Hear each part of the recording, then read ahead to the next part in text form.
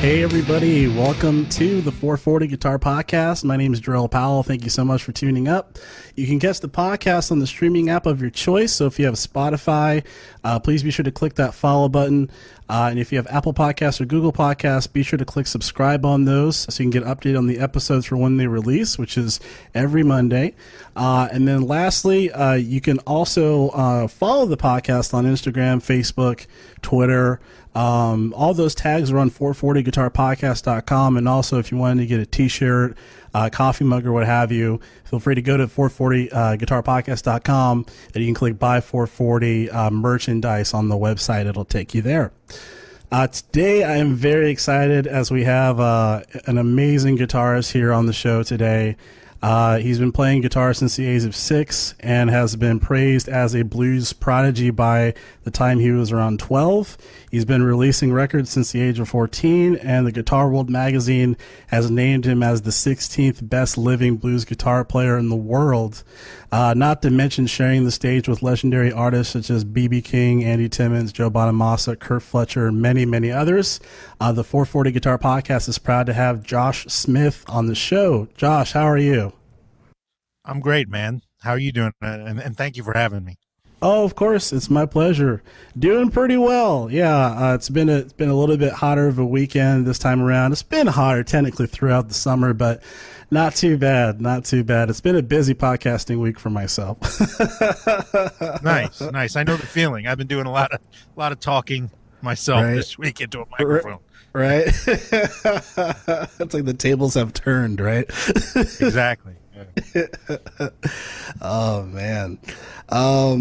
So as far as the, question I've been asking most of my guests, just because it's relevant, it's changed everyone's life, probably changed many lives for many years to come. The quarantine, holistically, if you were to generalize, how's it been treating you? I feel like you've been pretty productive, which we'll go into more details on that particular statement, but how's the quarantine been treating you? It's been cyclical already. A lot of peaks and valleys, The beginning, that first month, I just, was bummed out every minute. I had 2 months worth of tour wiped away that was just getting ready to start, basically. Oh, man. I had a few record projects that I was going to be producing here in my studio that got postponed. I had, so it was just like a bummer, like it was for everybody in the world. And it took a bit to kind of get over that and kind of feel normal again. But I mean, it's been a roller coaster ride. I mean, I was talking to my wife last night. At the beginning of the pandemic, everybody was talking about Tiger King. We all watching Tiger King on Netflix. And it feels like that was 7 years ago now. Right. That I watched Tiger King. Exactly. And, it's really crazy how long this has lasted and how many changes have come to even just to my personal attitude.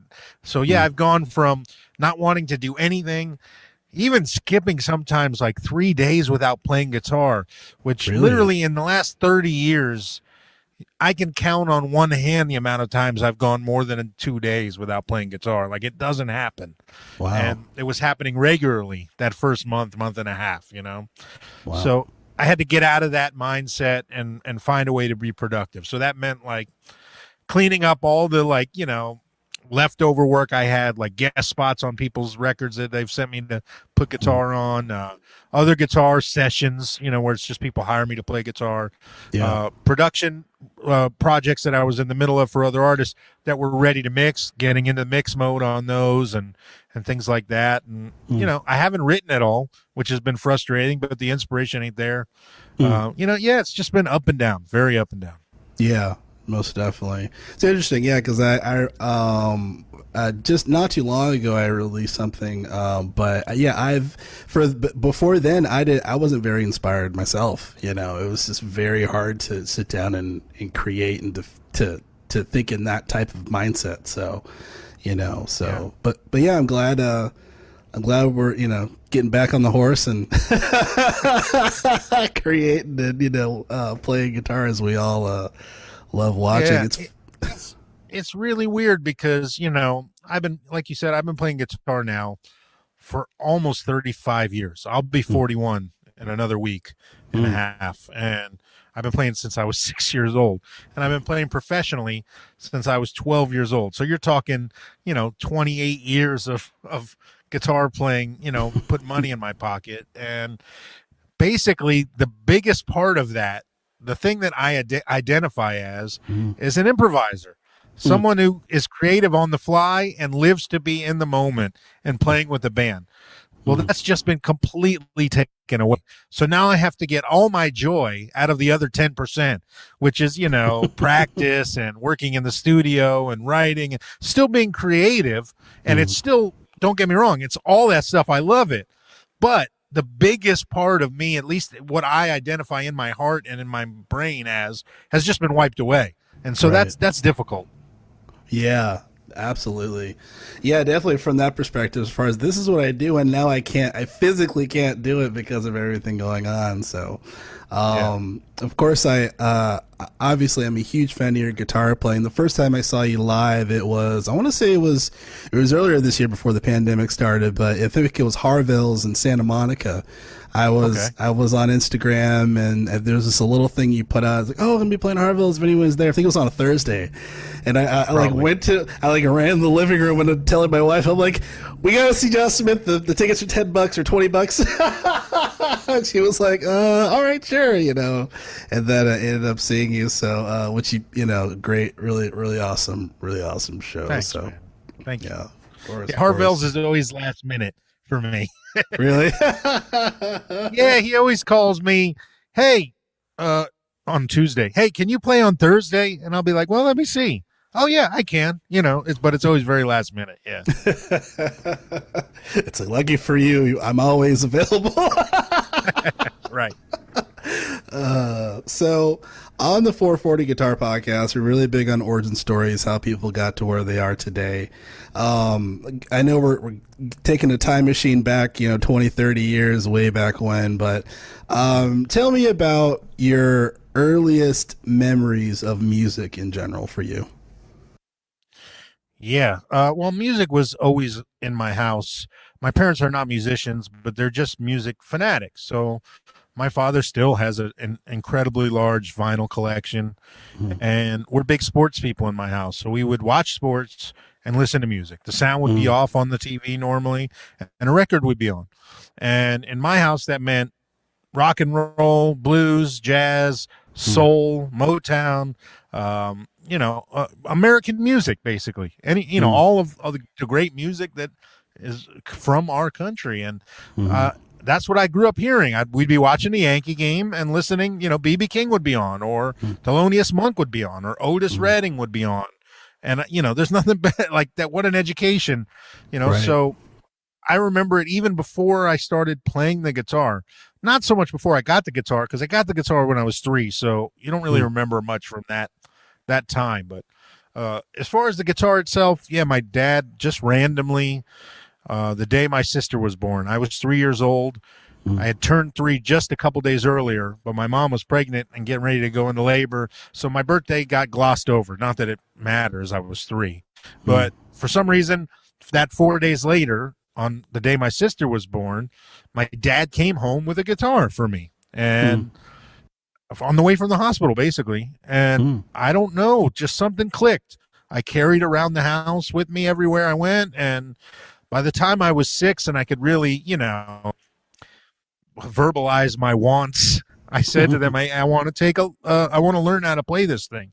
And they took me for lessons. And the first place was, at the time, there was very prevalent music schools around the country where you would go like in a strip mall to ASM or Yamaha Music School. And so they signed me up at this place, ASM. They give you your Mel Bay Volume 1 or whatever. And after one lesson, they tried to convince my parents I needed a better guitar. And my guitar was a piece of junk. And, to continue here, you need to buy this $380 acoustic guitar or something like that. And my dad was not having that. So the next day, he looked in the classifieds and found some jazz teacher from University of Miami in South Florida, where I grew up. And then that was my teacher for the next 2 years, was this young guy who had just graduated with a jazz degree from UM. Wow. Man. Are there any particular it's funny because when I hear you play, I I know you're very much known or just heard as like a blues guitar player. I almost hear you more as a jazz guitar player than a blues guitar in some ways. Just how you play through chord changes. Was there any particular type of jazz album that you remember listening to way back when, or maybe that you still listen to? Of course, that is your favorite, like a jazz record that you listen to. Yeah, sure. For me, jazz was, I always liked it. My dad didn't listen to a lot of it, but he had like the staples. So Kind of Blue would come on, Giant Steps would come on, Straight No Chaser, Monk would come on. So I was hearing good stuff, but it was definitely Bird. When I first heard Bird, that turned me out because it was like, number one, the tunes were, I could relate to most of the changes of the tunes. They were, the first stuff I heard at least were blues or rhythm changes. And it was like, it related to what I was hearing from T-Bone Walker and B.B. King, and I could make the connection of, oh, I know these chords, and I started to register. Let me see what this is and try to figure these things out. So it was definitely Charlie Parker was first. There was a song called Bloom Dito, which was incredibly important in my foundational, process of starting to play through changes and figuring that out. Yeah, Bird was first without question. Awesome. Yeah, it's interesting too when I think about, we're so spoiled today where we have this a plethora of all of these resources, learning guitar and everything, and I always think about when that wasn't the case, right? Where people were listening to saxophone players and horn players and playing guitar, and then eventually we adapted from the Jim Halls, and the Pat Martinos and all of them, so it's interesting just thinking about that. It took a while before I ever heard Wes or George Benson or Jim Hall or Barney Kessel or any of these guys. It was even Charlie Christian. It was a bit before I heard them because my dad didn't have any jazz guitar records. It was like he only had like the classic stuff, the classic 50s and 60s bebop, and I guess he wasn't into jazz guitar. I don't know, or maybe he just liked Miles and Train and Disney and Bird, and that was what he liked. But so it took a minute before I heard an actual like real jazz guitar player, and that was Wes for sure, and Charlie Christian. But yeah, for me it was always horn players at the beginning. Nice. And then transitioning into blues, I know you mentioned as far as like how Albert King and B.B. King are some huge influences, blues guitar wise. Of course, I'm sure many others, but what were some of those songs from them that really just attached to you as far as, creating your sound and, playing music? Oh yeah. B.B. King, I listened to everything I possibly could. So big ones for me when I was a kid was You Upset Me. Please Accept My Love, Mean Old Frisco. I remember that one meaning a lot to me for some reason. It was kind of a boogie. Blind Love was a shuffle that just blew me away. And that's where, if you listen to me play, a lot of my shuffle stuff comes directly from his time feel on that song, Blind Love. And Albert King, Albert King's still the only person I probably listen to every day of my life. So, wow.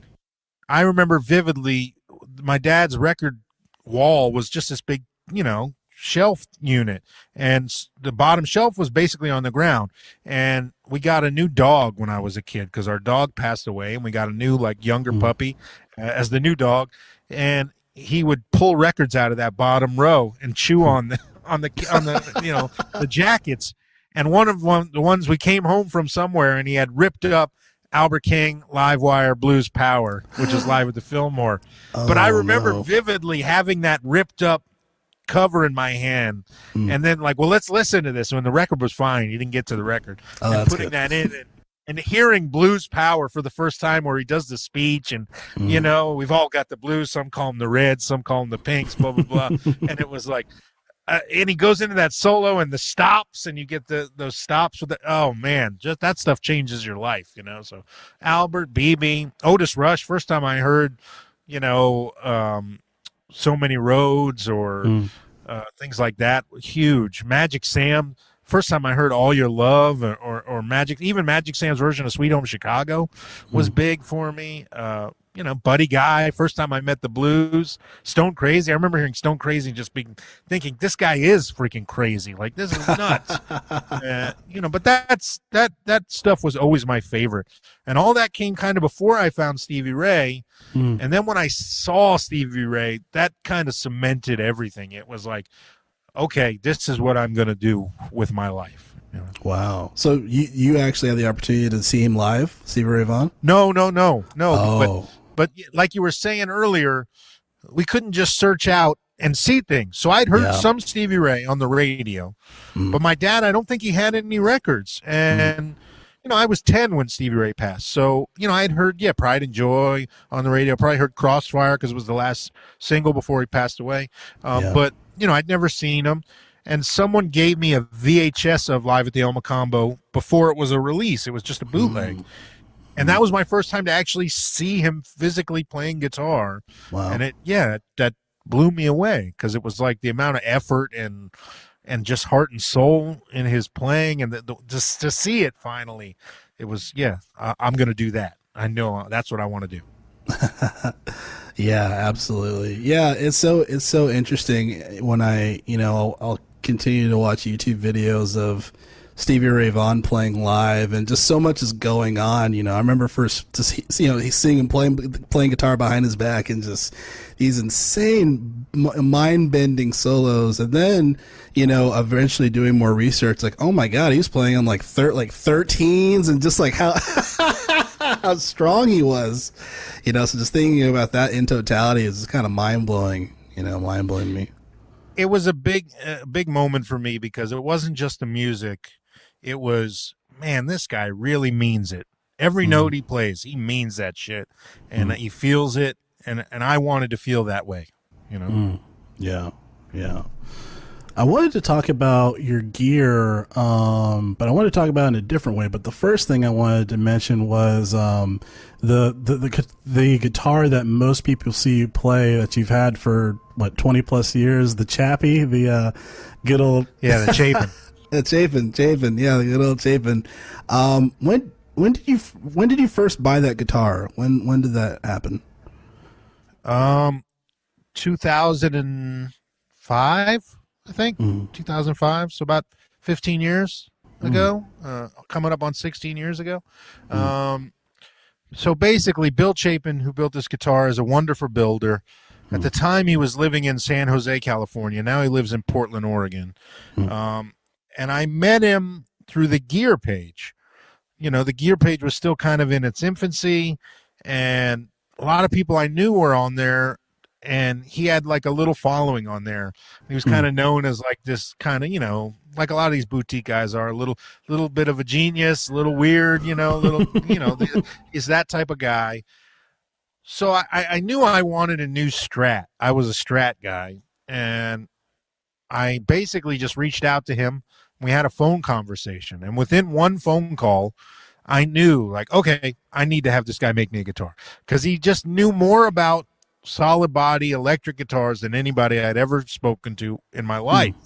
And it registered, like, okay, I trust this guy. I'm going to have him build me a guitar.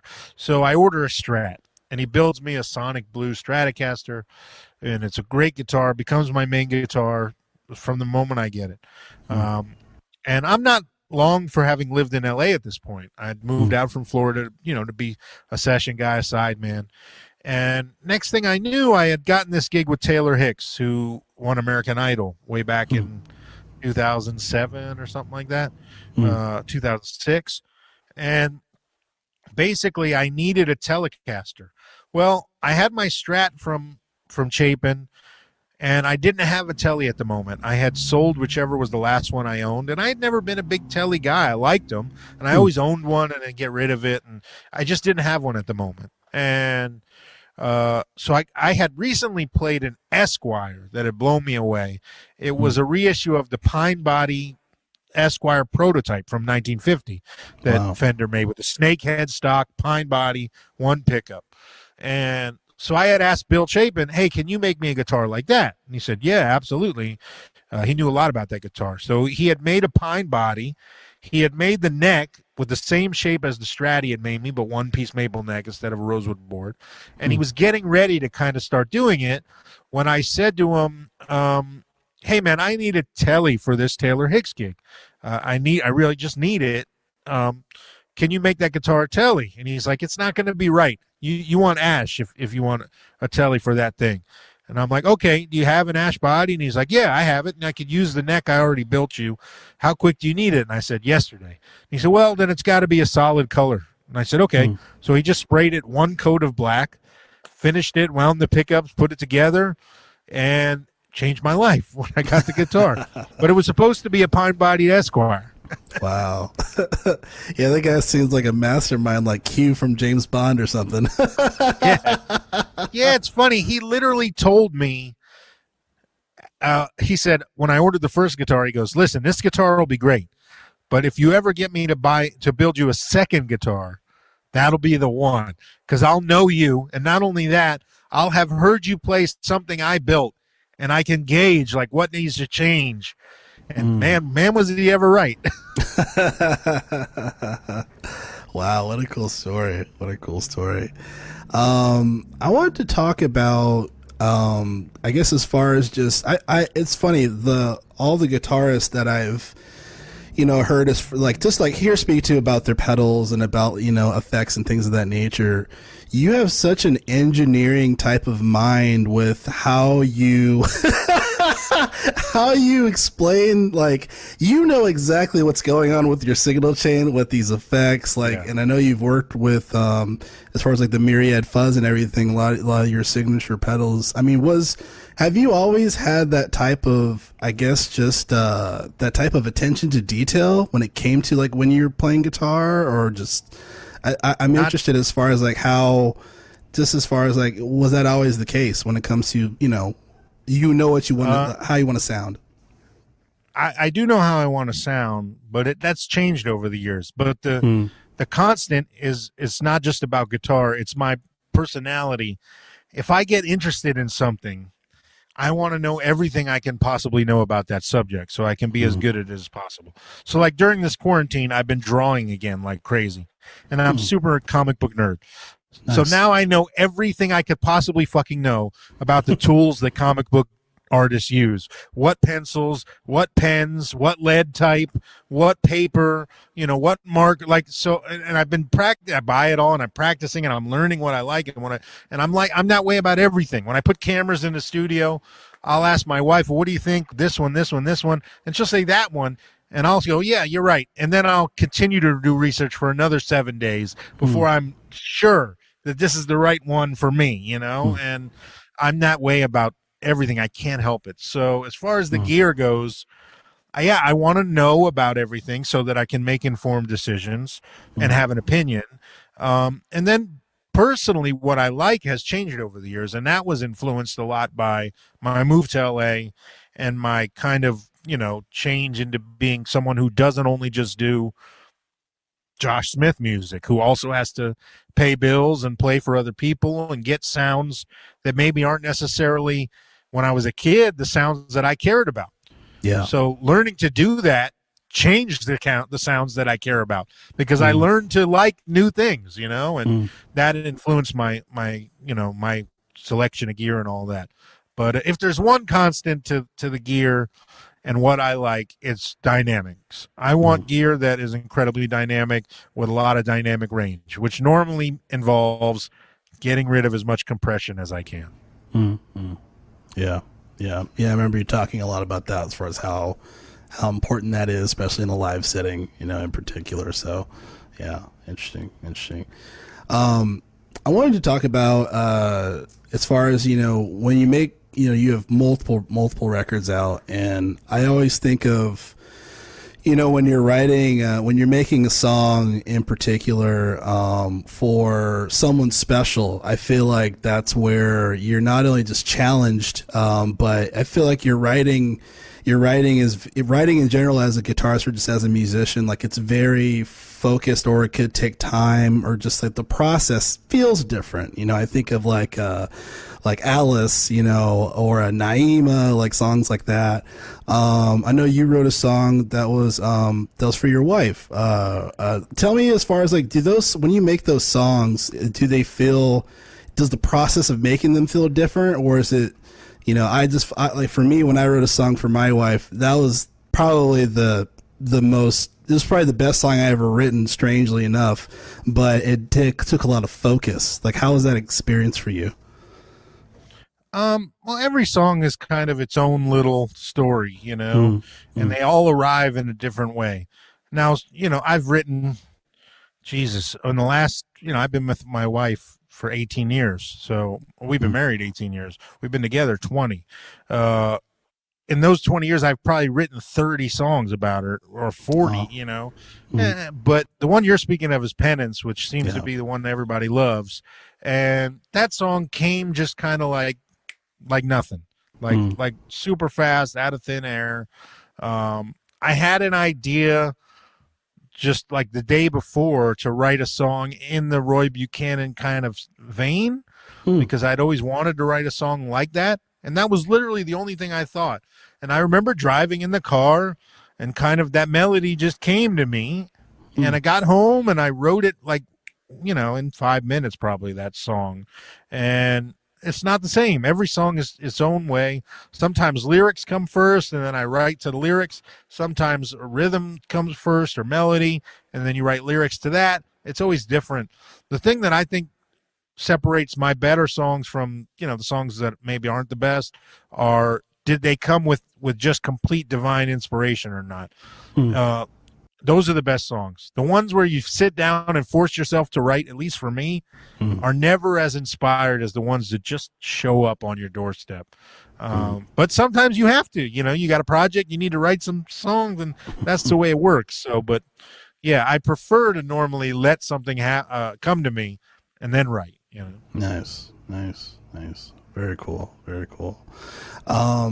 I wanted to talk about your role being a producer. When did that originally start for you? It's really, that's a, you know, more recent development, like the last 4 or 5 years. And I really love it. But if you would have asked me, you know, 15 years ago, would I have had any interest in producing records for anyone other than my own music? Absolutely not. It wasn't something that even registered to me as something I'd like to do. But again, once I kind of get the hook set in me, then I can't help it. So now it's like I want to know everything about Pro Tools. I want to know everything about miking a drum kit and getting the drum sound. I want to know everything about, you know, arranging horns and working with artists, getting the best out of people, learning to be a real producer, the whole process. And it's made me a better musician. So now I really enjoy it.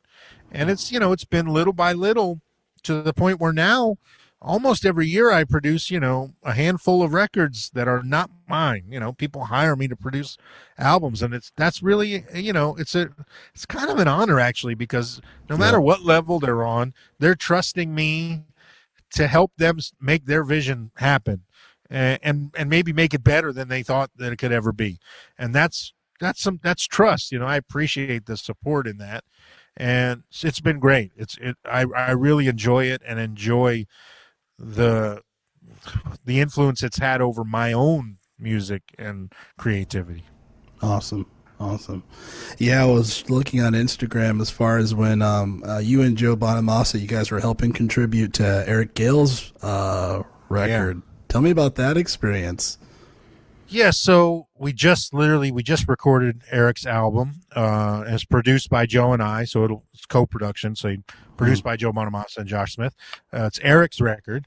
And Joe and I were incredibly invested and put just honestly a ton of effort into this project because we love Eric. You know, we've known Eric for so long, and both of us were even influenced by Eric, you know, to the degree that he was like what's the word? Like a guidepost. Like, look, he came out when he was a kid and got a major label deal in the post-Stevie era.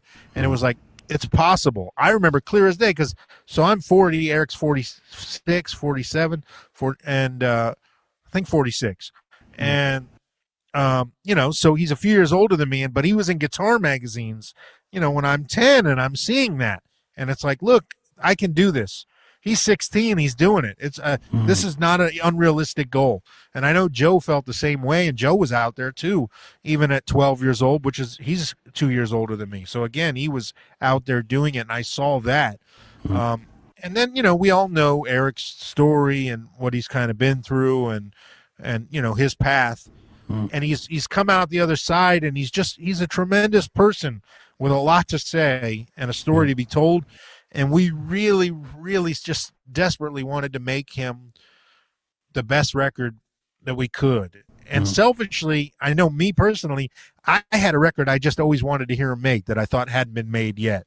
And so we put a lot of effort into it. I mean, I wrote 10 songs. I don't even think we used one of them.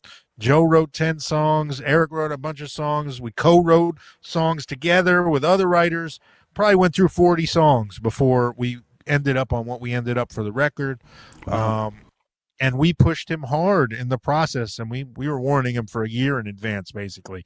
This record, if we do our job right, it'll be the hardest record you've ever made, and you may not like us during the process. But we're trying to do something special here, and it took a minute for him to buy in the first couple of days. Not buy in, he was buying it, but to see our point of view. And then he heard something back finished, like when we kind of reached the end of a track, and it was like, oh wow, this is, maybe we're on the right track here. And I could say kind of confidently, I feel like we hit the mark. I think this will be the greatest record he's ever done, and I can't wait for people to hear it. He's destroying on it. And I know without question, it's the best singing he's ever done on a record, and far and away the best songs he's ever had on a record.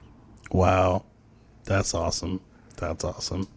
Yeah, I can't wait till that comes out. Just kind of see you guys slowly but surely working on it, and then just, like, oh, it's wrapped up, just, oh my gosh, people like me are looking forward to it. I'm very excited for people to hear it. It's really great. And of course his playing is dynamite, Yeah. Awesome. I had a couple more questions for you. One of them, and I know you've mentioned this throughout, I think, many interviews, but I just think it's important because I think it's one of those things that I think motivated you to play the way you play and to inspire others to play the way that they should play, as far as the concept of honest inspiration. Like, what is that? What if you were to generalize, what does that mean to you as a guitarist? Man, it's not just as a guitarist, it's as a musician to me, but basically it means playing as direct as I can while getting out the true feeling that I'm feeling and thoughts that I'm thinking, without a lot of superfluous stuff, without a lot of showing off. It's being honest, and we all know the difference.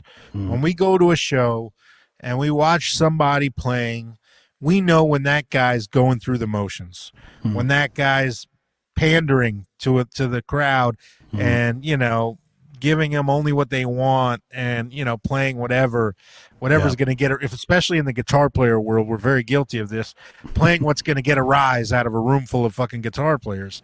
Well, that's dangerous. That's a trap, because that's not truthful improvisation.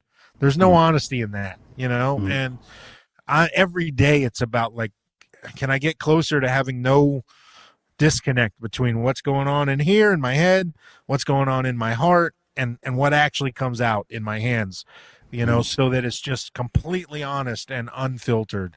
And that's really important to me. And it was driven home from a very young age, because I would see guys who, maybe I'd see them play a couple times over the course of a month or something, and they'd be playing the same thing every night. It was shtick, and it was, I'm playing to this girl over here, and I'm going to do this shit, and I just, that stuff that's just, none of that is honest. And it's the same thing with blues guys now who try to sound just like Johnny Guitar Watson and put the capo on crooked on purpose so you're out of tune and it sounds just like Johnny Guitar. That's bullshit. Yeah. Like, you know, that was the best Johnny Guitar Watson could do. He was being honest. That was his thing. Yeah. We could tune our guitars. I got a tuner right here on the floor. You know, I got a better capo than he had.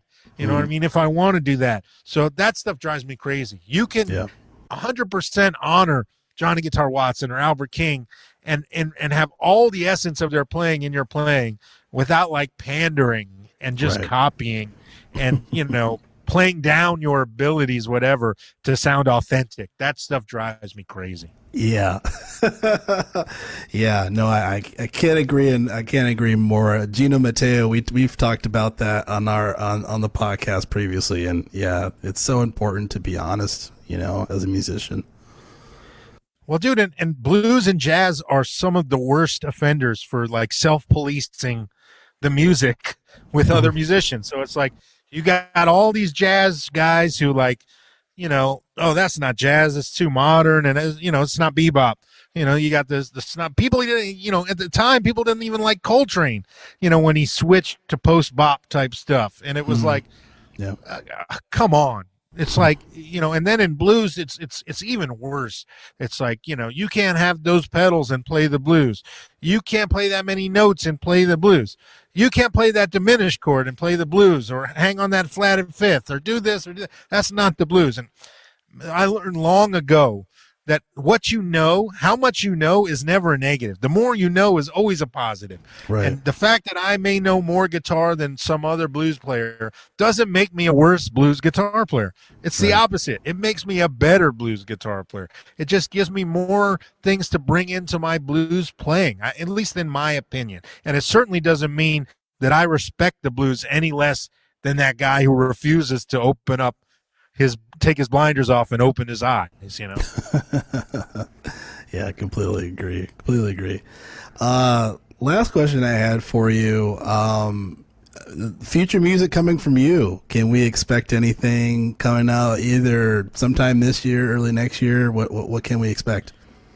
You can absolutely expect new music from me. I have 2 records done, ready to come out right now. It's just a matter of basically figuring out the world and when to release, and because the first record that will be coming out next is I think definitely the best thing I've ever done, but also the most radically different project of anything I've ever done.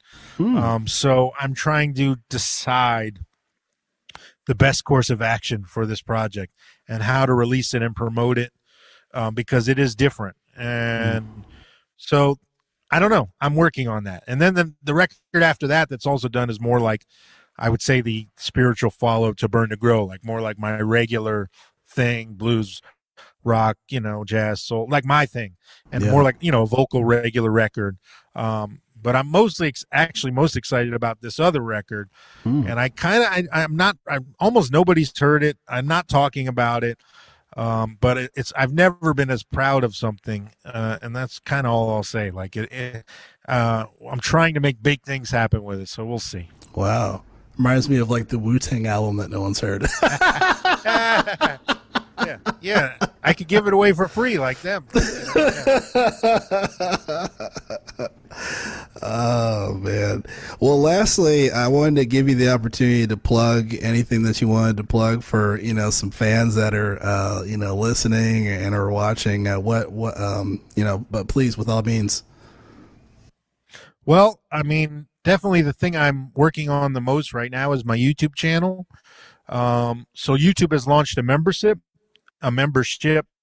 side to the platform, kind of like Patreon, where you can become a supporter on a few different levels.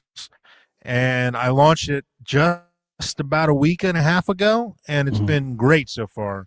I've got a whole community already being built of people that are supporting me.